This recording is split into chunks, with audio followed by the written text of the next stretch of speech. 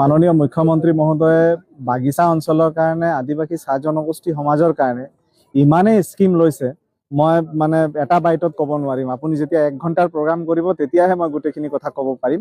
কিন্তু আজি যিটো কামৰ কাৰণে ইয়াত আহিছো এইটো সঁচাকৈ এটা মহৎ কাম বুলি ক'ব লাগিব যে চাহ বাগিচাত থকা LP স্কুলবিলাক আমাৰ চৰকাৰৰ তৰফৰ পৰা নতুনকৈ নিৰ্মাণ কৰাৰ ব্যৱস্থা হাতত লোৱা হৈছে।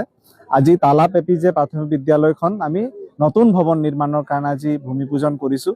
আৰু এই গৃহটো নিৰ্মাণ কৰাৰ কাৰণে এই স্কুলখন নিৰ্মাণ কৰাৰ কাৰণে চৰকাৰে 87 লাখ টকাৰ এটা বৃহৎ পুঁজি আগবঢ়াইছে।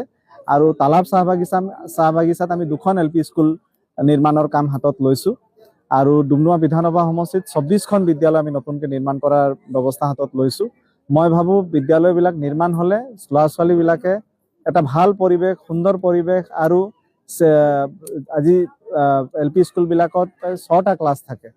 এই মানে ক্লাছ হিচাপে তেওঁলোকে মানে কোঠা লাভ কৰিবলৈ সক্ষম হ'ব। আগত তেনেকুৱা ব্যৱস্থা নাছিল বাগানৰ স্কুলবিলাকত। এটা ডাঙৰ হলত গোটেইকেইখন ক্লাছ একেলগত শিক্ষকসকলে পঢ়াবলগীয়া হৈছিল। ছাত্ৰ ছাত্ৰীৰ কাৰণে দিগদাৰ হৈছিল, শিক্ষক শিক্ষয়িত্ৰীৰ কাৰণে দিগদাৰ হৈছিল। কিন্তু আজি এই বিদ্যালয়বিলাক নিৰ্মাণ হোৱাৰ পিছত এটা ভাল বাতাবৰণত, ভাল পৰিৱেশত ছাত্ৰ ছাত্ৰীসকলে শিক্ষা গ্ৰহণ কৰিব পাৰিব।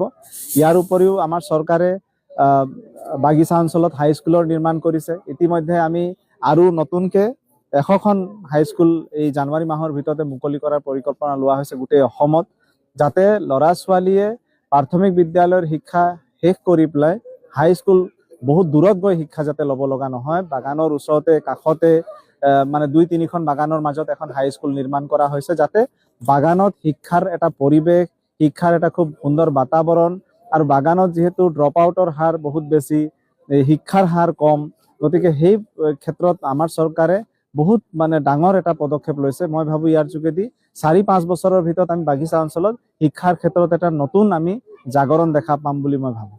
ব্যৱস্থা আছে আৰু ভাল ফাৰ্নিচাৰৰ ব্যৱস্থা আছে। আমি অকল বিল্ডিংখনে বনাই নিদিওঁ, আমি স্কুলখনত প্ৰয়োজন হ'ব পৰা সকলো ধৰণৰ ব্যৱস্থা কৰিবলৈ গৈ আছোঁ। আমি ইভেন বাগানৰ LP স্কুলবিলাকত স্মাৰ্ট ক্লাছৰুমৰো ব্যৱস্থা কৰিবলৈ গৈ আছোঁ। তো আজি সময়ৰ পৰিৱৰ্তন হৈছে।